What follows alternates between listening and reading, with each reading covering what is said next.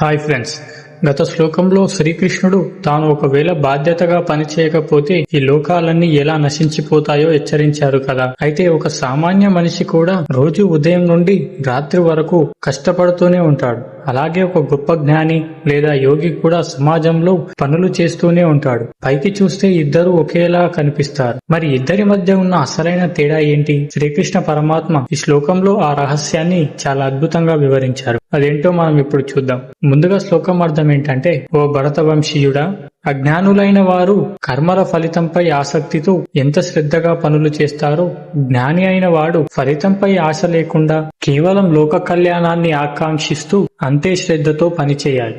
దీని అర్థం ఏంటంటే, ఇక్కడ అజ్ఞాని అంటే చదువురానివాడు అని కాదు. సంసారంలో మునిగిపోయి నేను ఈ పని నా స్వార్థం కోసం, నా లాభం కోసం చేస్తున్నాను అని ఫలితానికి బానిసయ్యేవాడు. వారు తమ సొంత లాభం కోసం చాలా కష్టపడతారు, ఎంతో ఎనర్జీతో పనిచేస్తారు. జ్ఞాని అయిన వాడు కూడా అజ్ఞానిలాగే సమాజంలో అంతే ఎనర్జీతో, అంతే శ్రద్ధతో పనిచేయాలి. చాలా మంది జ్ఞానం రాగానే పనులు మానేసి ఖాళీగా కూర్చోవాలి అని అనుకుంటారు. కానీ కృష్ణుడు అలా కాదు, అంతే యాక్టివ్ గా ఉండు అని చెప్తున్నాడు. జ్ఞాని చేసే పనిలో స్వార్థం ఉండదు.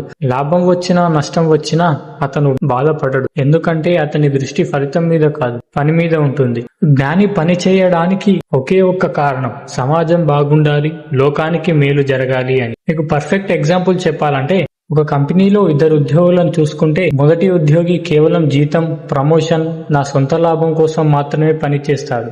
ప్రమోషన్ రాకపోతే డిప్రెషన్ లోకి వెళ్లిపోతాడు. రెండో ఉద్యోగి తన పనిని ఒక బాధ్యతగా ప్రేమిస్తూ తన వల్ల సంస్థకు, తోటి వారికి మేలు జరగాలని అంతే ఉత్సాహంగా చేస్తాడు. ఇతనికి ప్రశాంతత ఉంటుంది. ఒక తల్లి తన బిడ్డను పెంచడానికి రాత్రింబగలు కష్టపడుతుంది. అక్కడ ఏ స్వార్థం ఉండదు, కేవలం బిడ్డ క్షేమమే ఆమె కోరిక. జ్ఞాని సమాజం కోసం చేసే పని కూడా ఇలాంటి నిస్వార్థమైనది. కాబట్టి మిత్రులారా, శ్రీకృష్ణుడు మనల్ని పనులు వదిలేయమని చెప్పడం లేదు, మన మైండ్ సెట్ మార్చుకోమంటున్నాడు. మీరు ఏ రంగంలో ఉన్నా సరే, సాఫ్ట్వేర్, బిజినెస్ లేదా స్టూడెంట్, మీ పనిని పూర్తి శ్రద్ధతో చేయండి. కానీ ఆ పని వెనుక కేవలం స్వార్థమే కాకుండా 10 మందికి మేలు జరిగే లోక సంగ్రహం అనే ఉద్దేశాన్ని అలవాటు చేసుకోండి. స్వార్థం తగ్గినప్పుడు ఒత్తిడి మాయమయ్యి ఆనందం పెరుగుతుంది. పని ఇద్దరూ చేస్తారు. ఒకరు బంధనం కోసం చేస్తే మరొకరు విముక్తి కోసం చేస్తారు. మరి అంతటి జ్ఞాని అయిన వాడు సమాజంలోని అజ్ఞానులను ఎలా నడిపించాలి?